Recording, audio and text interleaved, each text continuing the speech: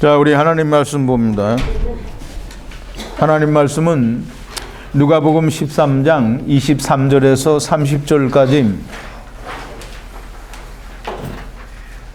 프린트에 되어 있는 대로 우리가 함께 교독하겠습니다. 제가 한 절 읽고 여러분도 한 절 읽고 교독하고 마지막 30절은 함께 봉독합니다. 혹이 여짜오되 주여 구원을 얻는 자가 적으니이까 저희에게 이르시되 좁은 문으로 들어가기를 힘쓰라. 내가 너희에게 이르노니 들어가기를 구하여도 못하는 자가 많으리라.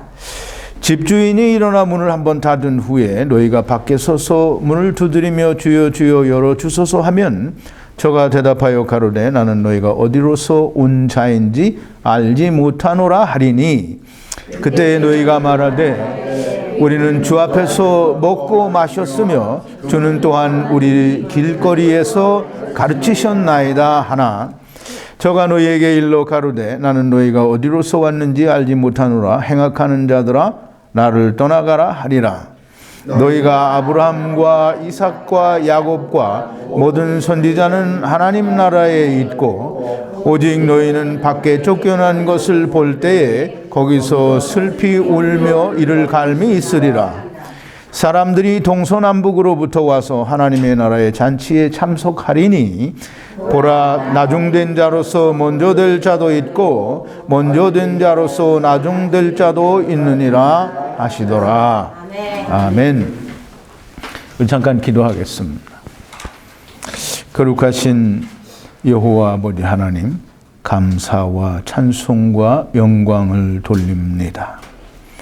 아버지 하나님, 하나님께서는 하나님을 떠난 자들도 극진히 사랑하셔서 하나님을 떠나겠다고 할 때에 하나님께서 떠나가는 자들을 예수 그리스도로 말미암아 다시 다 부르실 것을 예정하시고 그리고 하나님을 떠나겠다고 하는 자들을 세상에 하나님이 없는 세상에 보내주셨습니다.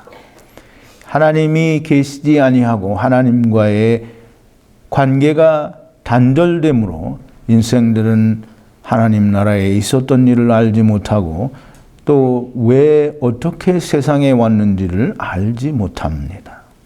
그래서 육신의 소욕을 따라 육신이 원하는 대로 세상을 살다가 하나님을 떠나온 목적을 망각하고 사망과 멸망의 길에서 더욱더 악한 짓을 자기의 소견대로 육신을 쫓아서 살다가 하나님께 멸망을 당했습니다. 아버지 하나님, 그러하오나 하나님께서는 아직도 저들을 사랑하심으로 이스라엘을 택하셔서 작은 축소된 세상 이스라엘을 택하셔서 하나님의 말씀을 주시고 너희가 하나님을 떠나온 것이 이러한 이유라고 율법을 주셔서 너희가 하나님 없이도 의롭게 될 수 있다고 하여 세상에 왔으니 너희가 하나님 없이 의롭게 되어보라고 율법을 주셨습니다. 그러하오나 인생들은 율법으로 의롭게 될 수 있는 길이 없음에도 불구하고 율법으로 자기들 스스로 의로워지고 하나님을 떠난 상태를 유지하니 하나님께서 저들을 위하여 예비하신 예수 그리스도, 즉 숨겨진 감추어진 하늘나라의 비밀을 알지 못하여 세상에서 멸망을 받을 수밖에 없는 자들이 되었습니다. 아버지 하나님, 이제 예수 그리스도께서 오셔서 하나님 나라의 비밀을 비유를 통해서 하나씩 하나씩 다 풀어주십니다. 우리에게 이토록 자세히 설명을 해주셨음에도 불구하고 우리가 이 예수님의 말씀을 사람의 생각으로 풀어 그저 세상을 어떻게 살아야 된다고 하는 교훈으로만 생각을 하니 우리가 하나님 나라에 대해서 알 길이 없습니다. 아버지 하나님, 오늘 우리가 예수님께서 좁은 문으로 들어가기를 힘쓰라고 하신 그 말씀을 우리가 깊이 생각하며 우리가 하나님의 나라에 어떻게 돌아갈 수 있는지를 아버지여 잘 깨닫고 이해하고 또 믿고 또 그것이 내 안에 새겨져서 생명이 되는 귀한 시간이 되도록 인도하여 주시옵소서. 오늘 로고스 교회 성도들뿐만 아니라 또 동영상을 통하여 하나님의 말씀을 사모하고 듣기를 원하는 많은 사람들에게 하나님께서 성령님을 부어주시고 하늘로부터 내리는 신령한 지혜를 물붓듯이 부어주셔서 하나님의 말씀이 들려질 때에 잘 깨닫고 믿고 영혼 깊은 곳에 새기고 아버지 그것이 생명이 되는 은총과 은혜가 있게 하여 주시옵소서. 듣는 본인에게만 생명이 될 뿐만 아니라 다른 사망 가운데 있는 이들에게도 생명을 전하는 자들이 되게 하여 주시옵소서. 예수님의 이름으로 기도하옵나이다. 아멘.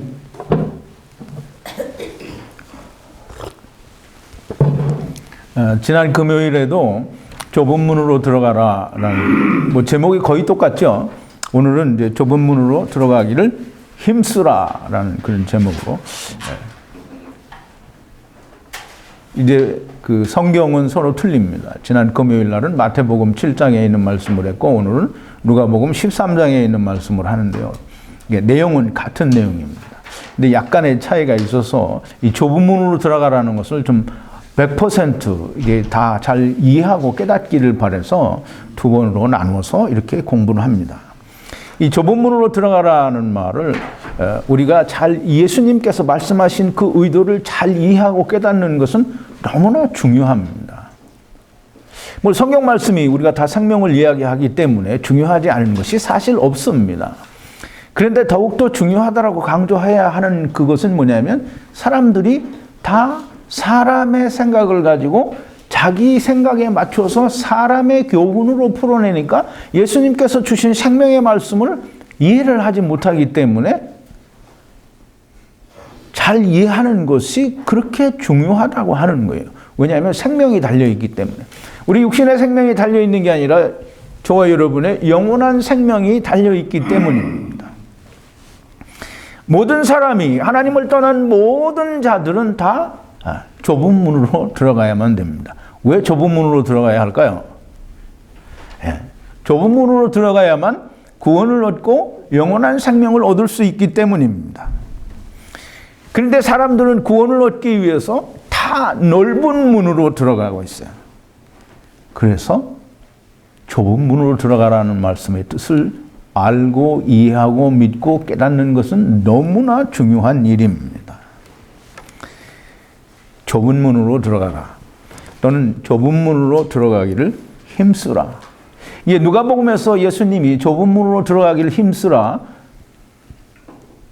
너희가 좁은 문으로 들어가기를 구하여도 얻지 못하는, 찾지 못하는, 구하지 못하는 사람이 적다 많다. 구하는 사람이 적다 많다. 구하지 못하는 사람이 왜 구하는 사람이 적다 그랬으면 구하지 못하는 사람은 많다. 이게 들어가지 못하는 사람이 많다는 거예요. 이제 오늘 이 예수님께서 좁은 문으로 들어가기를 힘쓰라라고 말씀하시는 이 대답을 하시는 이유가 뭐냐면 어떤 사람이 예수님께 묻습니다. 뭐라고 묻죠? 혹이 여짜오되 주여 구원을 얻는 자가 적습니까? 그러니까 예수님께서 답변을 하시는 거예요. 답변을 하시는데 그 답변을 지금 이제 오늘 본문 말씀을 다 하시는 거예요. 답변을 얼핏 들으면 질문과는 상관이 없는 답변을 하신 것 같잖아요. 그죠? 예수님이 좁은 문으로 들어가기를 힘쓰라. 이게 지난 금요일 강해는 좁은 문으로 들어가라. 여기는 들어가기를 힘쓰라. 이게 이제 두 가지가 다 가만히 들으면 내가 할 수 있는 어떤 선택권이 나에게 있는 것처럼 보여져요. 들려지고. 근데 이제 우리가 좀 잘 생각을 해야 됩니다. 조금 더 얘기를 하면서 이 혹자가 구원을 얻는 자가 많으냐라고 질문한 그 질문에 대한 예수님의 답변이 조금 있으면 나옵니다. 이 들어가기를 힘쓰라 또는 들어가라, 이건 사람들이 할 수 있는 데에 들어가지 않는 것처럼, 그래서 사람들에게 그 선택권이 있는 것처럼 보여집니다.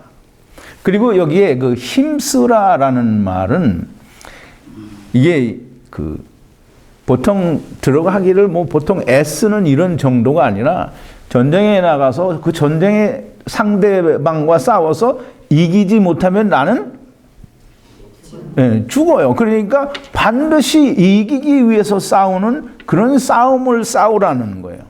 그래서 이게 전쟁하듯이 목숨을 걸고 싸운다라는 그런 의미가 담겨져 있습니다. 그래서 목숨을 걸고 들어가기를 힘써야 된다라는 그런 말로 우리가 해석을 할 수 있어요. 그래서 말씀을 많이 풀어내는 어떤 그 분들은 그렇게 힘쓰라고 했으니까 좁은 문으로 들어가기를 위해서 전쟁하듯이 목숨을 걸고 힘을 내서 들어가기를 애써야 된다라고 해요. 근데 이제 여러분 잘 생각해야 됩니다. 구원은 내가 얻는다고 얻기를 위해서 목숨을 걸고 싸우면 구원이 얻어집니까? 네. 그러니까 이제 사람들이 생각은 내가 뭘 열심히 해야 되는 걸 강조할 때에는 사람들이 그렇다라고 믿어요. 왜냐하면 내가 하는 거기 때문에 이게 내가 뭘 하면 내가 하고 나면 성취감이 있어요. 뭐 완전 하는 게 아니라도 뭘 이루고 나면 뭘 하고 나면 나 했다라는 그런 생각이 드는 거예요. 그러니까 뭘 하라고 하면 그게 맞는다라고 생각을 해요. 그 이제 보세요. 어떻게 하는 것이 전쟁하듯이 혹은 목숨을 걸고 싸우는 건가? 어떻게 해야 그렇게 하는 거예요? 그 이제 설명을 하려고 하면 많은 사람들이 그렇게 하겠죠.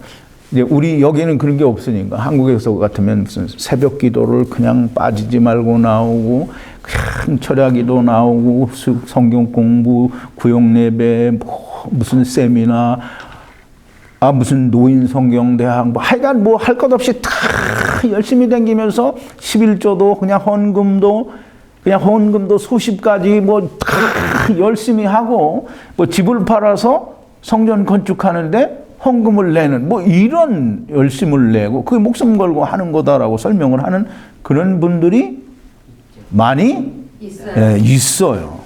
자, 이제 보세요. 어떻게 하는 것이 목숨을 걸고 전쟁하듯이 싸워서 구원에 이르게 할 수 있는 것인가? 그래서 제가 계속 말씀을 드리는 거예요. 이 성경은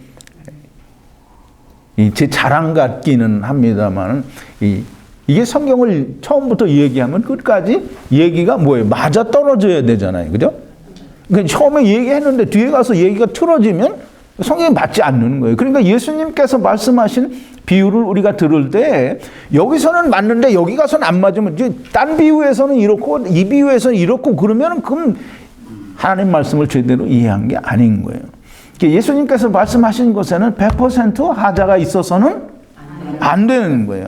그래서 예수님의 비유를 다 이해를 해야 돼요. 100% 이해를 해야 됩니다. 예수님은 다 아셔요, 몰라요? 아셔요. 예수님이 모르시는 게 없어요. 있잖아요, 하나. 이제 사람들이 그렇게 물어보면 없는 게 있다고 얘기할 거예요. 하면은 때와 기한은 아버지께서 자기의 권한에 두셨으니 인자도 모르고 하늘의 천사들도 모르고 아무도 모른다고 했으니까 예수님이 모르는 거 있어요, 이렇게 얘기할 수 있겠죠? 근데 예수님은 알아요. 자, 이제 예수님이 모르시는 게 없어요. 예수님 모르시는 게 없어요. 근데 예수님께서 모르시는 게 없는데 예수님이 이쪽에서 말한 거하고 이쪽에서 말한 거하고 틀리면 돼요, 안 돼요? 안 돼요. 네. 자, 예수님께서 말씀하신 것 중에 말이 안 되는 이야기가 있으면 그러면 예수님이 말씀을 잘못하실 리가 있어요, 없어요? 없어요.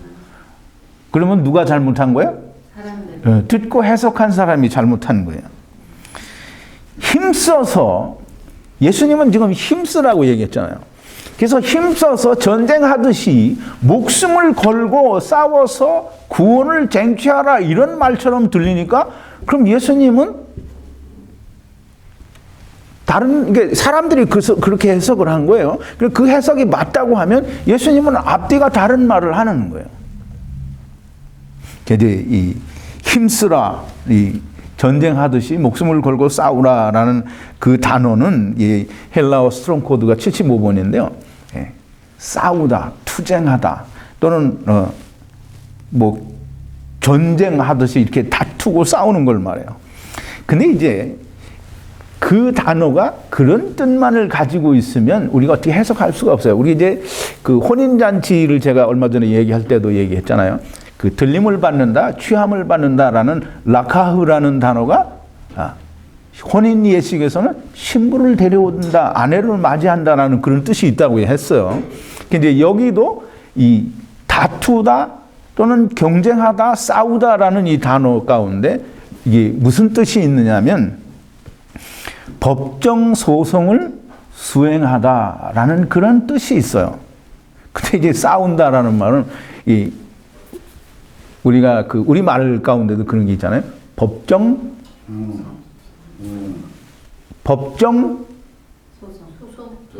이제 싸우는 걸 뭐라 그래요? 투쟁이라고 그래요. 법정 투쟁이라고 하잖아요. 이게 싸운다는 말이에요.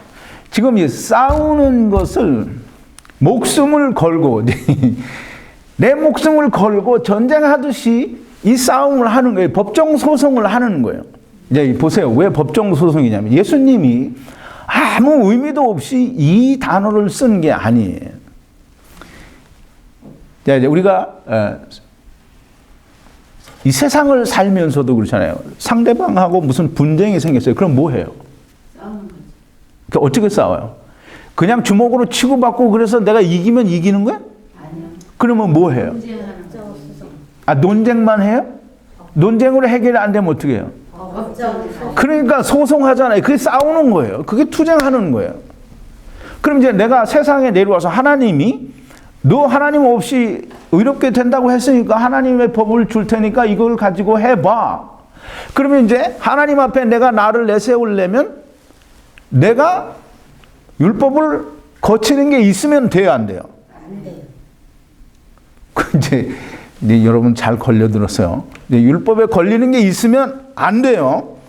그러니까 율법에 걸리는 게 있으면 안 되니까 하나님 앞에 가서 설 때에는 율법에 저촉이 되거나 율법에 걸린 게 있으면 천국에 못 가요. 절대 못 가요. 그 말은 무슨 말이냐면 하나님 앞에 이 율법을 가지고 소송을 당하지 않게 투쟁하라는 거예요. 그럼 이제 보세요. 율법이 말하는 게 뭐냐. 율법에 소송당하지 않고 율법을 누가 가져오냐면 이게 참 아이러니컬하죠. 율법은 누가 가져오냐면 사단이 가져와요. 얘가 이렇게 율법을 범했습니다라고 참소를 하는 거예요. 율법을 가지고 심판하는 거예요. 그러면 이제 율법에 소송을 당하지 않고 목숨을 걸고 싸울 수 있어요? 목숨을 걸고 율법을 지켜서 싸우면 내가 율법을 이룰 수 있어요? 아니요, 없어요. 근데 무슨 배짱을 가지고 없어요 그런지 모르겠는데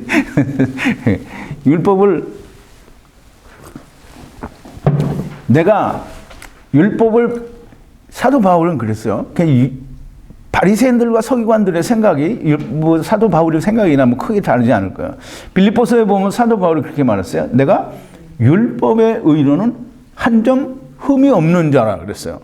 근데 이제 그걸 사도 바울이 로마서 7장에서 뭐라고 하냐면 자기가 사람들이 말하는 바리새인들이 말하는 자기들이 율법으로 말하는 의를 가지고 얘기하면 나도 한 점 흠이 없는 사람이라는 거예요. 그런데 로마서 7장에 보면 내 속에는 선한 것이 없다는 거예요. 마음은 있으나 원하는 것은 있으나 선을 행하는 것이 없다는 게 내게 선이 없다라는 거예요.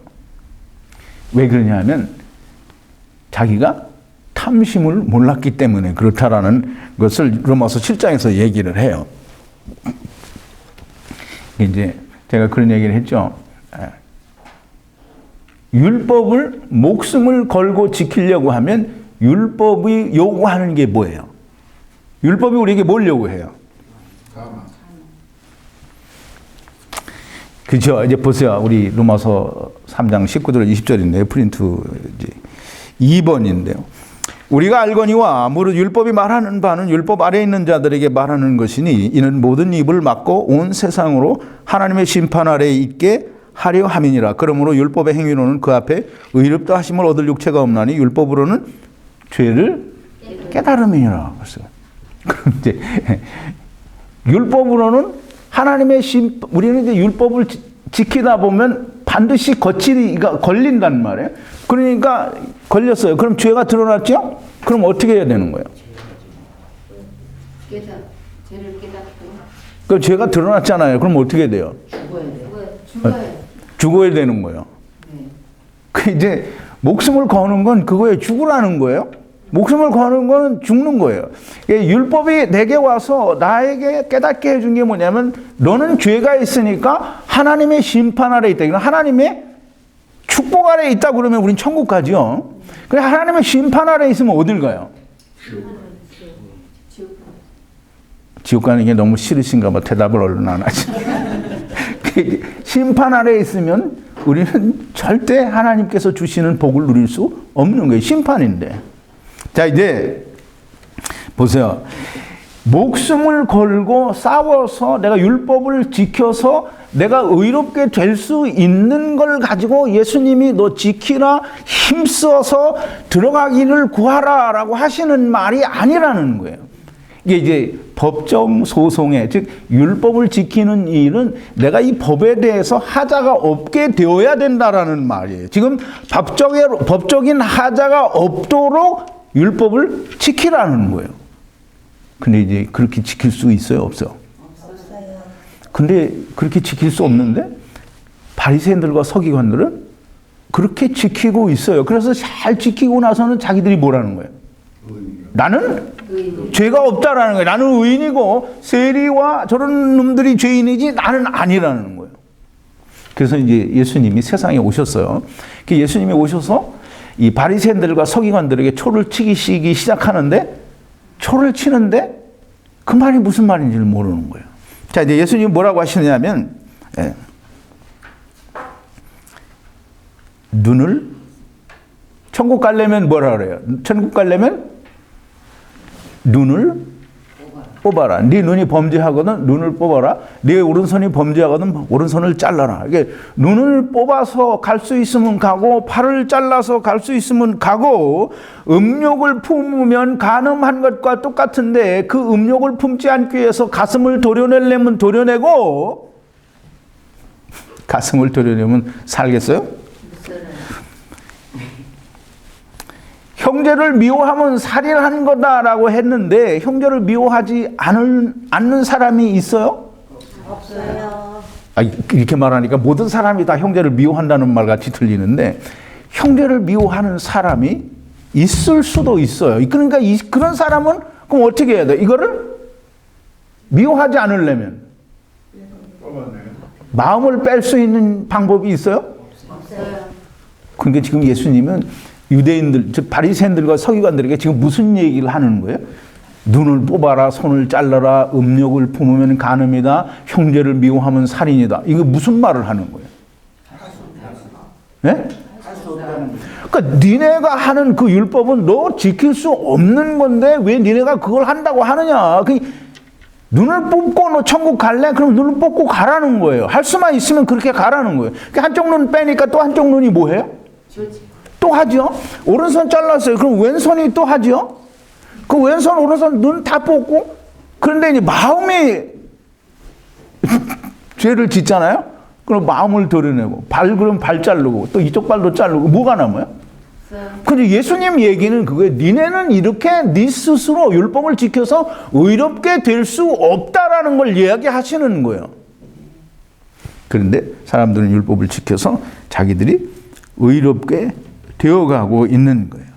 그래서 예수님이 뭐라고 하시느냐면 예수님께서 이 좁은 문으로 들어가기를 힘쓰라라고 얘기하는 것은 법정 소송에서 네가 지지 않도록 목숨을 걸고 하라는 거예요. 근데 법정 소송에서 지지 않으려고 하면 어떻게 해야 되냐면 예수님이 마태복음 5장 25절에서 설명을 해줬어요. 마태복음 5장 25절이 뭐냐면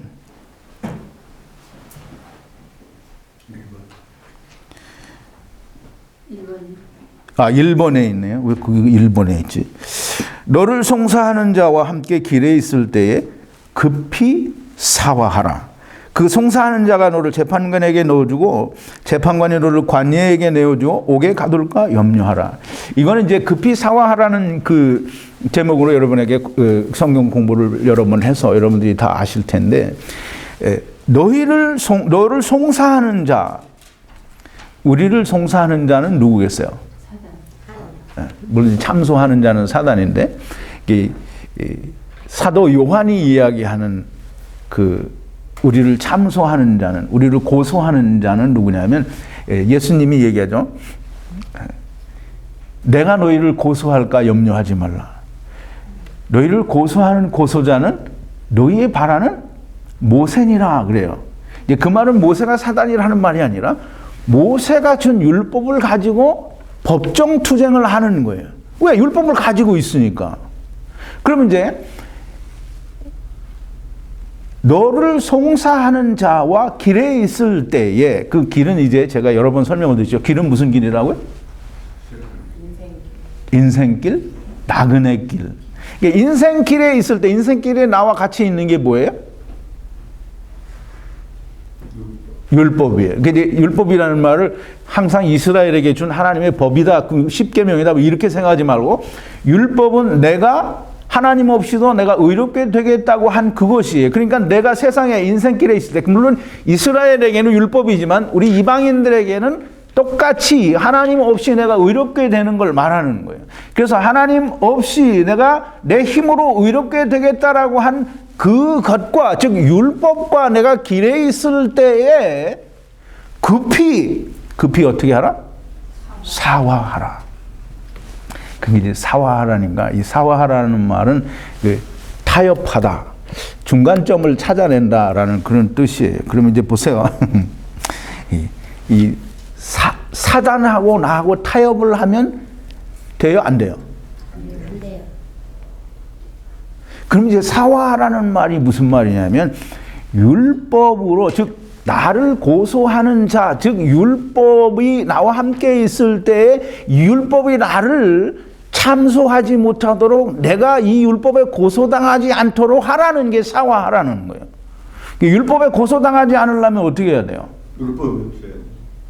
율법이 없어야 되겠죠. 율법이 없어지든지 내가 죽든지 해야 돼요. 우리말 속담에 그런 게 있죠. 죽은 자식 뭐 만지기다. 그럼 죽은 놈은 만져봐야 소용이 있어요, 없어요? 그럼 이제 율법이 없어지든지 내가 없어지든지 둘 중에 하나를 해야, 내가 길에 있을 때에 나와 함께, 나를 송사하는 자와 함께 길에 있을 때에 사화를 하라는 거예요. 즉 다시 말하면 두 사람이, 그러니까 율법이나 내가 둘 중에 하나가 없어져서 고소가 되지 않게 하라는 거예요. 그러면 이제 아까 율법은 우리에게 왜 줬다고요? 로마서 3장 19절 20절에 우리 율법은 우리에게 뭘 왜 줬어요? 죄를 깨닫게 하고 너희는 하나님을 떠난 죄인이니까 너희 하나님의 심판 아래에 있어서 반드시 죽어야 한다는 거예요. 그 율법의 요구는 너는 죽어야 한다는 거예요.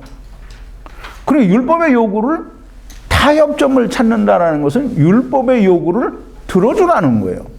그러니까 타협점을 찾으니까 율법이 나한테 요구하는 거를 내가 반만 지키면 되고 반은 못 지켜도 어떻게 된다. 이게 아니에요. 율법은 100% 지켜야 되니까 율법이 요구하는 대로 죽어버리면 그게 타협점이에요.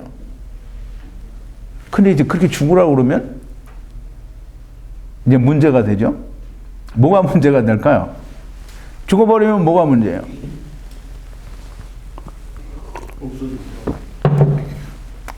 나는 살고 싶은데, 나는 영생 얻고 싶은데 죽어버리면 안 되잖아요. 근데 예수님이 누구예요? 그렇게 해서 너는 죽어버리라. 죽어버리라. 그러면 예수님이 세상에 오셨잖아요.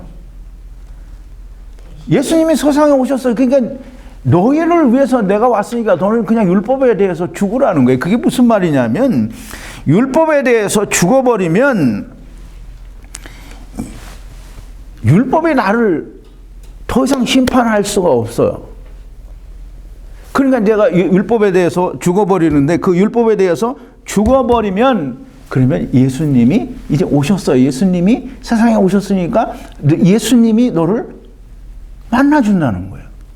그래서 세리와 죄인들이 하나님을 하늘을 우러러 바라보지도 못하고 가슴을 치며 주여 나는 하나님이여 나는 죄인으로소이다라고 할 때에 자기가 죽은 거예요.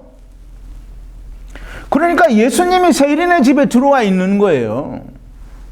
그런 사람을 예수님이 만나 주시는 거예요.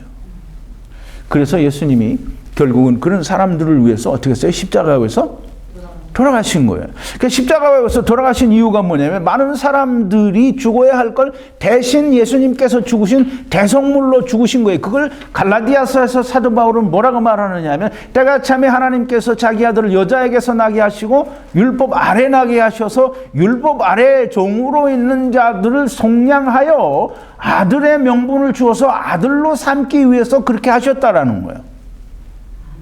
그러니까 율법에 대해서 내가 죽지 않으면 도무지 방법이 없는 거예요. 지금 예수님께서 좁은 문으로 들어가기를 힘쓰라라고 하는 것은 율법과 같이 목숨을 걸고 법정 투쟁을 하는데 이길 수 없으면 반드시 죽으라는 거예요. 죽으면 내가 너희를 살려준다라는 거예요. 근데 이제 죽을 수밖에 없어요. 그럼 죽을 수밖에 없으니까 어떻게 해야 돼요? 사람들이 죽는 게 좋아요? 싫어요? 사람들 생각에 여러분들은 지금 죽는 게 좋겠죠? 근데 사람들 생각에 죽는 게 좋아요? 안 좋아요? 그러니까 죽으려고 해야 안 해요? 절대 죽으려고 안 하죠. 예수 믿는 사람들 중에 난 죽었으면 좋겠다고 하는 사람 절대로 없어요. 걔 이제 말을 만들으니까 뭐 죽게 있다라는 말을 죽겠다 이 말을 뭐 죽게 있다라는 뜻으로 뭐 이렇게 말을 풀어서 우스갯소리를 하죠. 정말 죽고 싶은 사람이 이 세상 예수 믿는 사람들 중에는 사실 없다고 봐야 되겠죠. 근데 죽을 수밖에 없으니까 그럼 어떻게 해야 돼요? 왜 빨리 대답을 못해요? 도망가야죠. 율법에서 도망가야죠. 이제까지 얘기했는데 딴소리 하시네. 죽을 수밖에 없으니까 예수님 그냥 죽으면 돼요. 죽을 수밖에 없으니까 죽으면 예수님이 뭐라 해요? 내가 살려준대잖아요. 예수님 죽을 수밖에 없으니까 죽으라면 율법은 너희가 다 죽어야 된다고 하는데 그래서 죽으라고 하는 것인데 그러면 죽으면 누가 보여요? 예수님이 보여요. 그래서 율법 안에는 예수 그리스도가 있는 거예요. 자, 이제 율법을 가지고 율법은 내가 죄를 깨닫고 반드시 하나님 심판 아래 있으니까 죽어야 된다고 하는데 이 바리새인들과 서기관들은 어떻게 율법을 지켜서 자꾸 내가 살아나요. 자꾸 살아나요. 그러니까 그게 하나님께서 기대하신 열매를 못 맺는 것이고 저주를 받을 수밖에 없었던 거예요. 그 저주를 받는 거예요. 그 이제 보세요. 죽을 수밖에 없어서 반드시 죽어야 되는데 죽지 않아요. 그러니까 예수님께서 이제 이 어떤 사람이 묻는 그 대답에 대답을 하는 거예요. 구원을 얻는 자가 적습니까? 그러니까 예수님이 못 들어가는 자가 들어가기를 원하여도 못 들어가는 자가 많다라고 하는 거예요. 그럼 이 구원 얻는 자가 많다는 거예요? 적다는 거예요? 적다는 거죠. 지금 예수님이 답이 여기 나왔어. 얻지 못하는 자가 많다는 거예요. 왜? 이게 예수님께서 말씀하신 좁은 문을 모르기 때문에 그러는 거예요. 자, 이제 보세요. 집주인이 일어나 문을 한번 닫은 후에 나는 너희를 모른다라고 하신대요. 자, 이제 25절인데요. 집주인이 일어나 문을 한번 닫은 후에 너희가 밖에 서서 문을 두드리며 주여 주여 열어주소서 하면 저가 대답하여 가로되 나는 너희가 어디로서 온 자인지 알지 못하노라 하리니 그랬어요. 이제 이 문이 한번 닫히고 난 뒤에는 그 이제 마태복음 25장의 열처녀의 비유랑 비슷하죠. 문 닫히고 난 뒤에는 문을 열어달라고 해도 예수님이 뭐라 그래요? 나는 너 모른다라는 거예요. 마태복음 7장 23절에도 있는 말씀이 똑같죠. 주여 우리가 주의 이름으로 선지자 노릇도 하고 귀신도 쫓아내고 큰 권능도 행하지 아니하였나이까 하리니 예수님이 대답이 뭐라 그랬어요? 나는 너희를 도무지 알지 못한다. 불법을 행하는 자들아 내게서 떠나가라. 여기 똑같아요. 지금 나는 너희를 어디서 왔는지 나는 모른다라 그랬어요. 그 다음에 그 뒷절에 뭐라냐면 행악하는 자들아 다 내게서 떠나가라 그랬어요. 근데 예수님이 이 사람들은 뭐라냐면 마태복음에 있는 사람들은 뭐라냐면 우리가 주의 이름으로 선지자 노릇도 하고 귀신도 쫓아내고 큰 권능도 행하지 아니하였나이까 라고 하는데 이 사람들은 뭐냐면 우리가 다 예수님과 함께 가르침을 배웠고 받았고 먹고 마셨다는 거예요. 그런데 예수님이 모른다는 거예요. 예수님이 왜 모른다고 할까요? 근데 이 왜 모른다고 하는 것을 예수님이 모른다고 하시는 이유를 알아야 되는데 사람들은 예수님이 모른다고 하시는 이유를 다 자기 생각대로 풀어내요. 자기 생각대로 풀어내는데 어떻게 풀어내느냐 하면 자기 사랑을 가지고 하지 않았다라고 말을 하거나 또는 믿음을 가지고 하지 않았다라고 말을 하거나 또는 자기 욕심을 가지고 했기 때문에 모른다라는 거예요.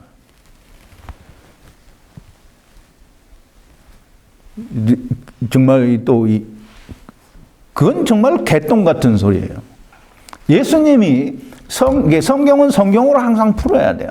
성경에 예수님께서 나는 너희를 도무지 알지 못한다라고 얘기하고 또는 내가 너희를 내 아버지 앞에서 시인하겠다라고 하신 말씀이 있어요. 그때가 언제냐 하면 마태복음 10장 32절 33절인데요. 보세요. 3번인데요. 누구든지 사람 앞에서 나를 시인하면 나도 하늘에 계신 내 아버지 앞에서 저를 시인할 것이요 누구든지 사람 앞에서 나를 부인하면 나도 하늘에 계신 내 아버지 앞에서 저를 부인하리라 그랬어요. 이게 지금 예수님께서 사람 앞에서 나를 부인하면 사람은 내가 예수님을 부인하는데 내가 다른 사람 아니면 어디 가서 부인하겠어요? 시인을 하면 또 사람이 아닌 다른데 어디 가서 시인을 하겠어요? 이 사람 앞에서라고 하는 말은 뭐냐면 너희가 세상에 있을 때라는 말이에요. 사람과 사람 간의 얘기를 하는 거예요. 사람 앞에서 나를 부인하면 나도 너희를 내 아버지 앞과 천사들 앞에서 너를 모른다고 하겠다라는 거예요. 또 사람 앞에서 너희가 나를 시인하면 나도 내 아버지 앞에서 천사들 앞에서 너희를 시인하겠다라는 거예요. 그럼 이제 여기 문 밖에 서 있는 사람들 또는 마태복음 7장 23절에 나오는 예수님이 나는 너희를 도무지 알지 못한다고 하는 사람들은 예수님이 안다는 거예요? 모른다는 거예요? 그걸 어렵게 대답을 해요. 예수님이 모른다는 거예요. 그럼 예수님이 모르신다고 하는 건 시인하는 거예요? 부인하는 거예요? 부인하는. 그럼 예수님 부인했어요. 그럼 예수님이 사기꾼도 아니고 거짓말 하시는 분이 아니라고 하면 예수님이 모른다고 하셨으니까 이 사람들이 사람 앞에서 예수님을 시인한 거예요? 부인한 거예요? 부인한 거예요. 예수님은 이 사람들이 예수님을 부인했다는 거예요. 근데 자기들은 뭐래요? 안 했대요. 근데 이게 바로 뭐냐면 예수 믿는데 예수 안 믿는 사람들이라는 거예요. 근데 온 세상의 교회에 나가는 사람들이 다 예수 믿는다라고 하고 교회에 나가요. 그런데 그 가운데에는 예수님이 나 너 모른다라고 하는 그런 말을 들을 사람들이 뭐 쬐끔이다 이렇게 얘기할 수 없어요. 지금 예수님이 여기서 뭐라 했어요? 구하여도 얻지 못하는 자가 많다고 그랬어요. 누가복음 18장에서는 그 불의한 재판관과 과부의 비유를 들어서 인자가 세상에 올 때에 세상에서 믿음을 보겠느냐라고 하셨어요. 믿음이 없다는 얘기예요.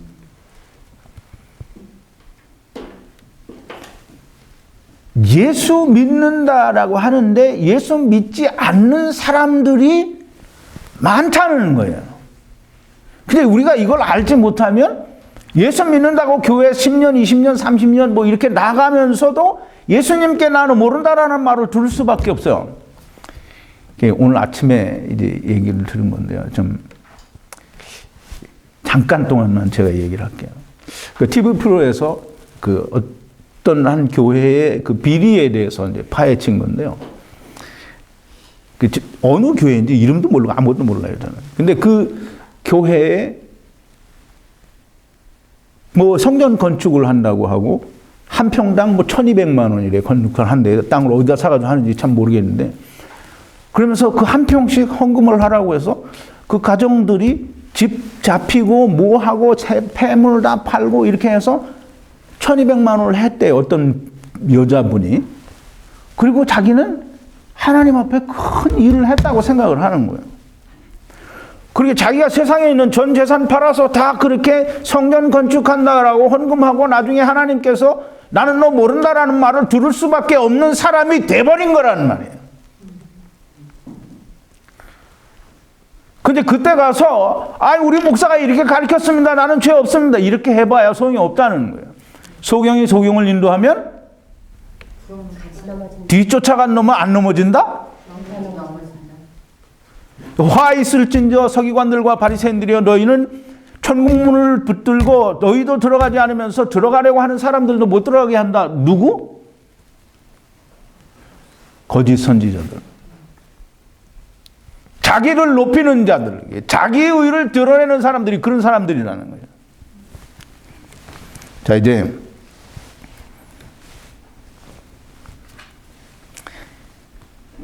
예수 믿는다고 하는데 예수 안 믿는 사람들, 이 참 말이 안 되는 것 같죠. 그런데 예수님은 그런 사람들이 있다는 거예요. 예수 믿는데 예수 안 믿어요. 예수 믿는다고 다 교회 다닌다는 말이에요. 그래서 늘 하는 얘기가 그거예요.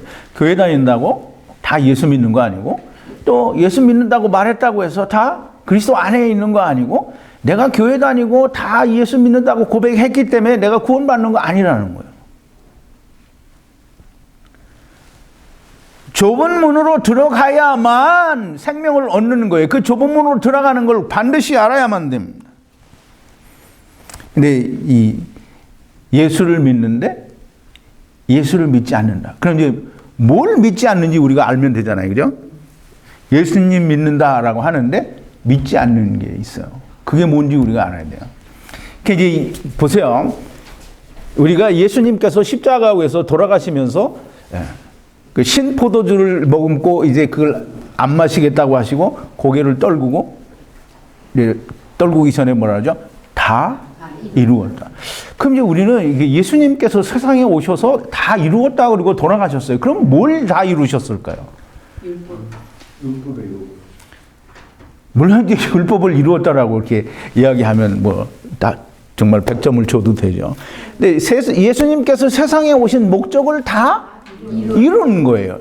하나님께서 약속하신 약속을 다 이루었어요. 그래서 예수님께서 이제 더 하실 일이 없어요. 그러면 안 되죠. 아직 하나 남았죠? 다시 오셔. 자기 신부들 데려가야 되고, 물론 그거는 이제 그거는 어떻게든지 데려가시는 거니까. 근데 이제 이스라엘을 위해서 메시아 왕국을 건설하는 일이 남아 있어요.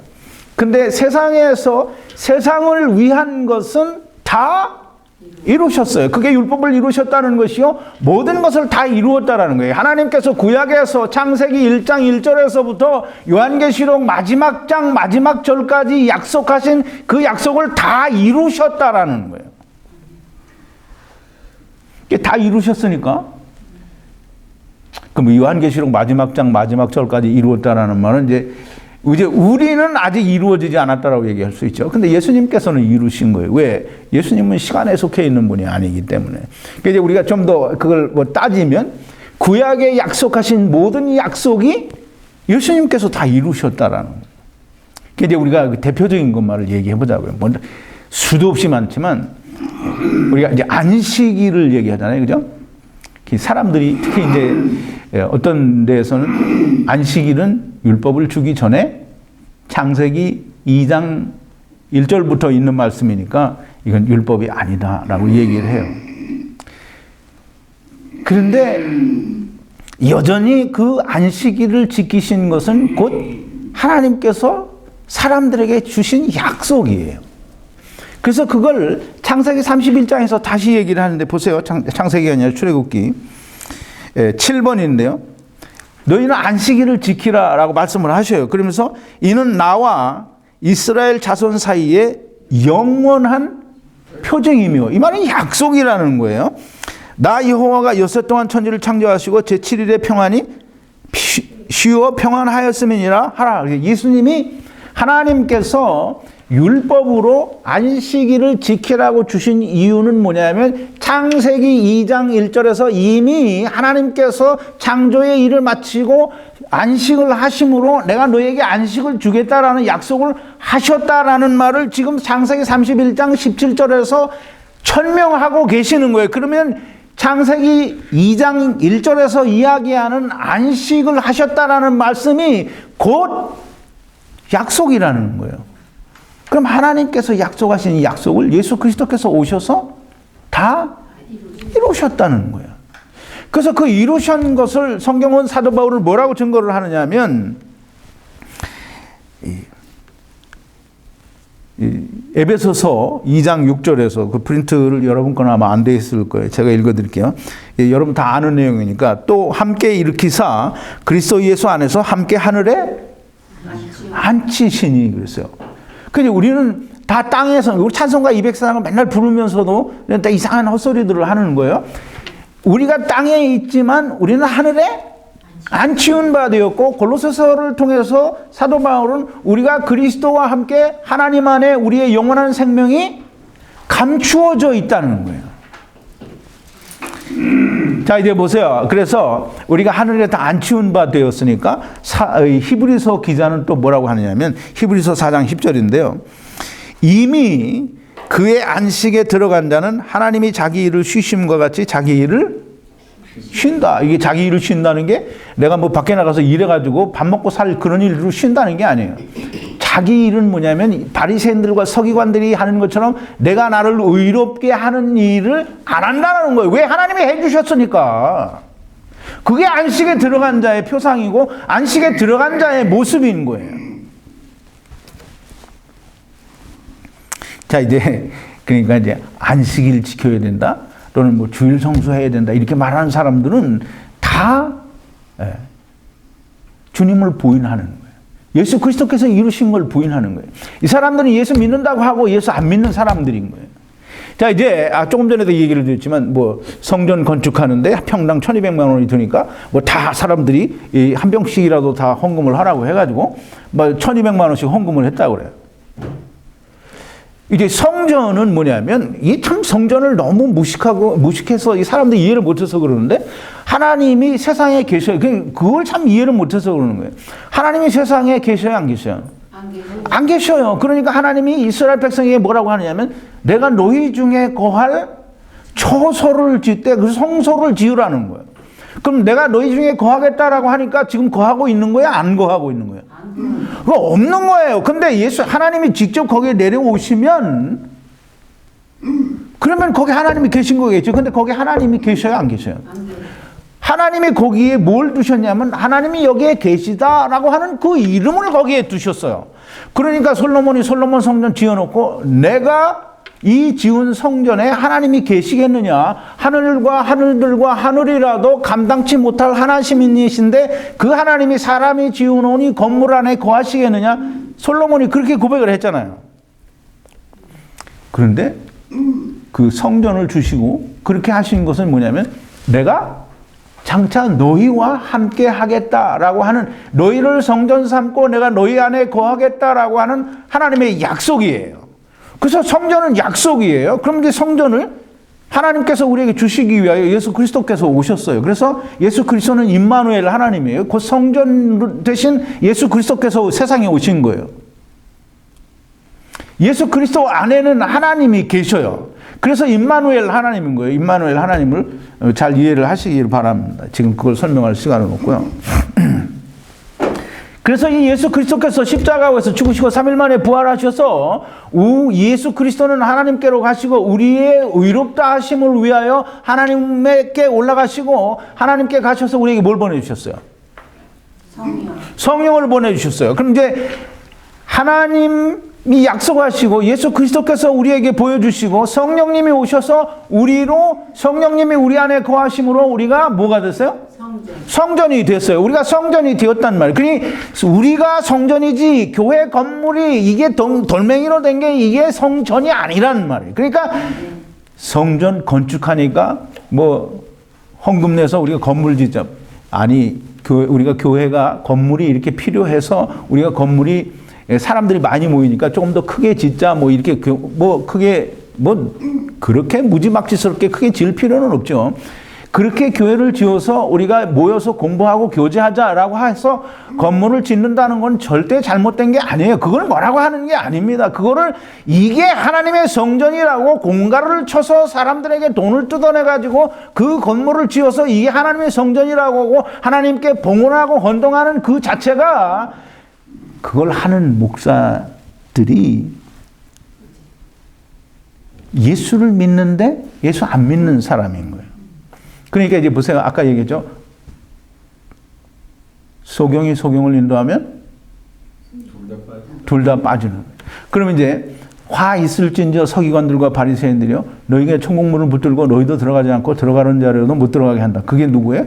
성전 팔아먹는 사람들. 똑같은 거예요.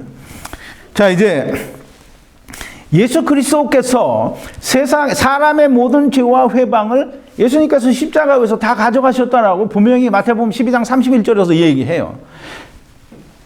예수님께서 사람의 모든 죄와 회방을 다 사하실 것이로되 라고 하고 또 요한복음 1장 29절에서는 사도 세례 요한이 뭐라고 하냐면 보라 세상 죄를 지고 가는 하나님의 어린 양이로다. 그럼 예수님께서 사람의 모든 죄와 회방 세상 죄를 다 지고 가셨어요. 그게 성경이 증거하고 성령님이 우리에게 증거하시는 거예요. 그런데 사람들이 그걸 믿지 않아요. 그러니까 믿지 않으니까 어떻게 해요? 자기가 날마다 자기 죄를 회개해요. 그러면 이 사람들이 뭐냐면 이게 다시 쉽게 말하면 내가 나를 성화하고 내가 나를 회개하여 깨끗하게 하고 내가 나를 정결하게 하고 내가 예수 믿는 사람으로서 거룩한 삶을 열심히 살아야 된다라고 하는 사람들은 다 뭐냐면 예수 믿는데 예수 믿지 않는 사람들인 거예요. 이 사람들이 다 예수님을 부인하는 사람들이에요. 그래서 예수님이 나는 너 모른다고 하는 거예요.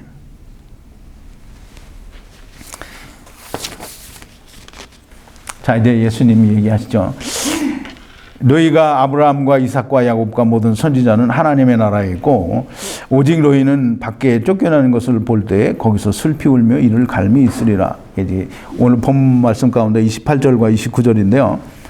사람들이 동서남북으로부터 와서 하나님 나라의 잔치에 참석하리니 이 말은 뭐냐면 이스라엘이 저주를 받았다는 거잖아요. 이스라엘은 저주를 받아서 이 예수님이 뭐라 했어요? 너희는 이제 영원토록 열매를 맺지 못한다라고 얘기를 했어요. 그럼 이제 예수님께서는 이 이스라엘, 즉 바리새인들과 서기관들 율법을 받은 이 대표인 이스라엘이 구원을 받지 못한다는 거예요.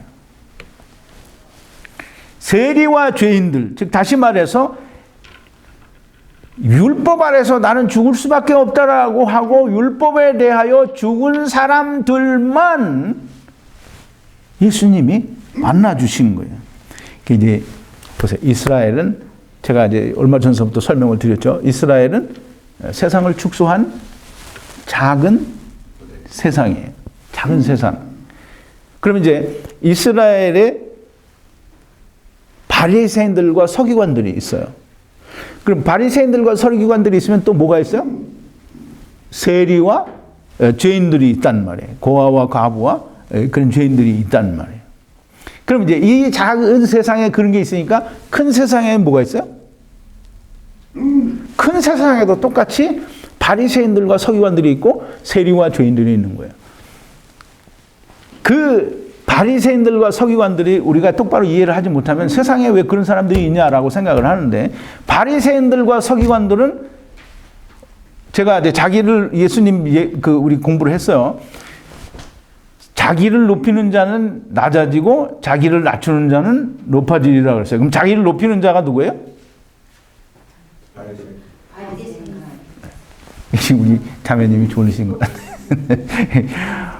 자기를 높이는 자는 바리새인들과 서기관들이에요. 그 자기를 높인다라는 말이 뭐냐면, 내가 율법을 이렇게 잘 지켜서 나는 의롭다라고 하나님 앞에 나의 의를 드러내는 자가 자기를 높이는 자예요. 자기를 낮추는 자는 뭐냐면, 하나님, 나는 죽을 수밖에 없는 죄인입니다라고 율법에 대해서 죽는 사람이, 즉 세리와 죄인들이 자기를 낮추는 자예요. 이제 천하 만민, 즉 온 세상에도 작은 세상처럼 동일하게 바리새인들과 서기관들, 즉 자기 스스로 의롭게 되는 사람들이 많고, 또 자기는 나는 절대로 내 스스로 의롭게 될 수 없는, 나는 정말 죽을 수밖에 없는 죄인이다라고 하는 사람들도 있다는 거예요. 즉 세상에도 바리새인들과 서기관들이 있고, 세상에도 세리와 죄인들이 있는 거예요. 무슨 말인지 이해가요? 네. 이제 좁은 문으로 들어가라. 좁은 문이 어디 있을까요? 네? 좁은 문이 어디 있겠어요? 세상이. 좁은 문이 뭐라고요? 세상이라고요? 좁은 문이 어디 있냐고요? 이제 보세요. 요한복음 10장 7절부터 9절인데요. 14번인데요. 그러므로 예수께서 다시 이르시되, 이게 요한복음이에요, 여기는. 그러므로 예수께서 다시 이르시되, 내가 진실로 진실로 너에게 이르노니 나는 양의 문이라. 누가 문이에요?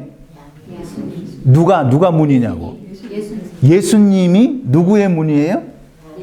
양의 문. 양이 누구예요? 그래, 이제 우리가 들어가야 할 문은 예수 그리스도라는 거예요. 이게 좁은 문은 예수 그리스도예요. 뭐 어려운 게 아니에요.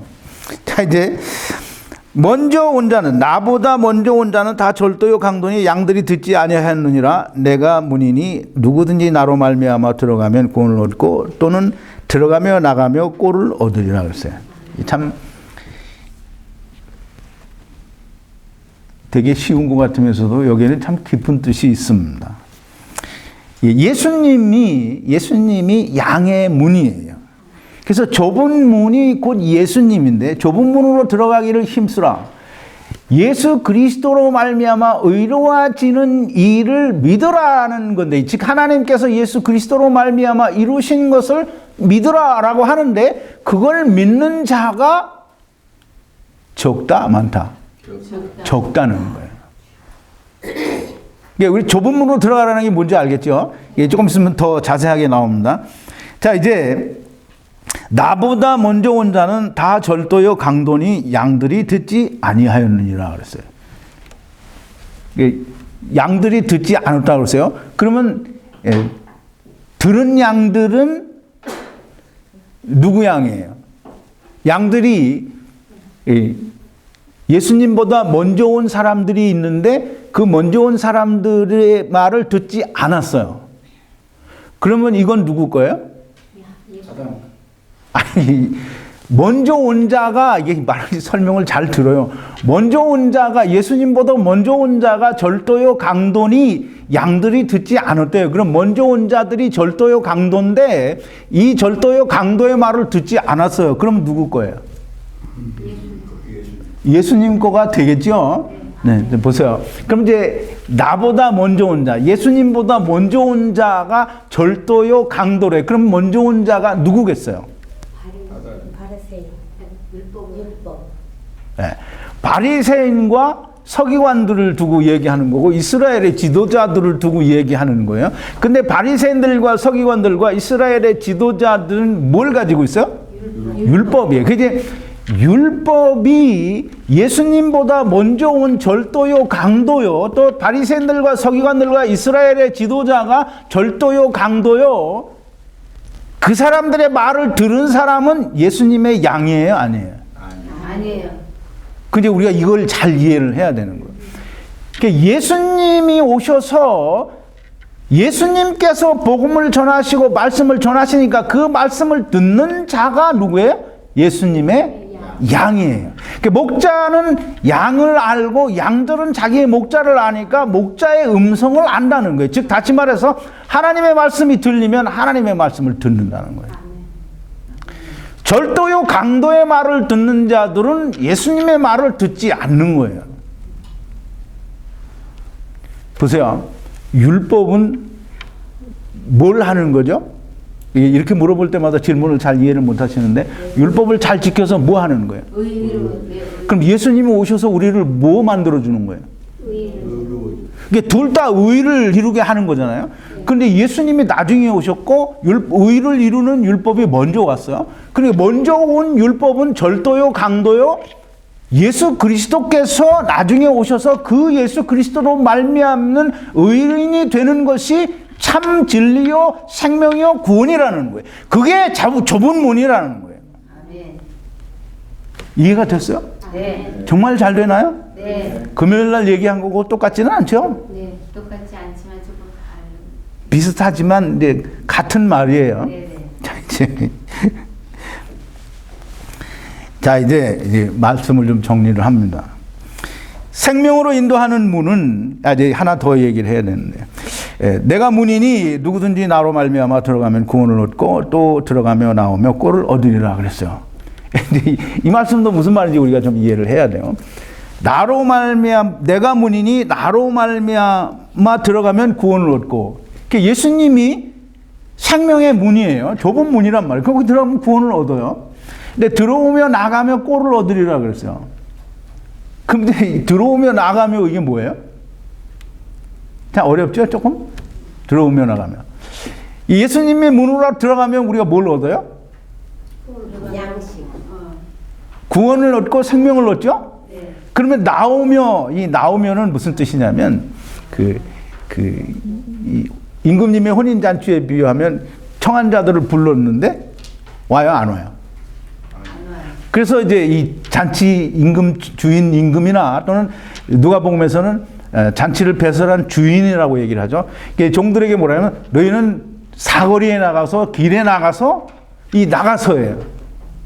그럼 이제 예수 안에 들어와서 구원을 얻어요. 생명을 얻어요. 그러면 나와서 뭐 해야 돼요?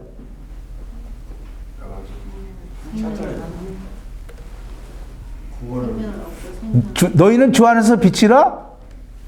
그러니까 생명의 빛을 얻었으면 뭐 해야 돼요? 빛을 비춰야 되잖아요. 그래 여기서 꼴을 얻으리라 그래요. 그러면 꼴은 이 문장 자체 내에서는 그냥 풀을 말해요. 이게 양식을 말하는 거예요. 근데 이제 우리가 이것을 음식이라고 얘기를 하고, 이 꼴을 얻으리라, 이게 들어가서 구원을 얻고 나가서 생명을 건지는 걸 갖다가 지금 얘기를 하시는 거예요. 들어가며 나가며 꼴을 얻으리라. 예수님이 수가성 여인, 즉 사마리아 그 야곱의 우물가에서 그 여자하고 대화를 하죠. 근데 이제 제자들이 먹을 걸 구해가지고 와요. 근데 예수님이 먹을 걸 드리니까 나는 이미 먹었다라고 하죠. 그래서 나는 너희가 알지 못하는 음식이 있다라고 얘기해요. 그게 뭐냐면 영혼을 구하신 거예요. 그럼 이제 예수 믿는 사람들의 양식은 영의 양식인데 생명의 양식이잖아요. 하나님의 말씀. 그 하나님의 말씀이 내 안에 있으면 내가 양식을 먹고 다른 사람에게 주는 것도 내가 먹는 거예요. 근데 그걸 지금 예수님께서 들어가며 나오며 꼴을 얻으리라라고 말씀을 하시는 거예요.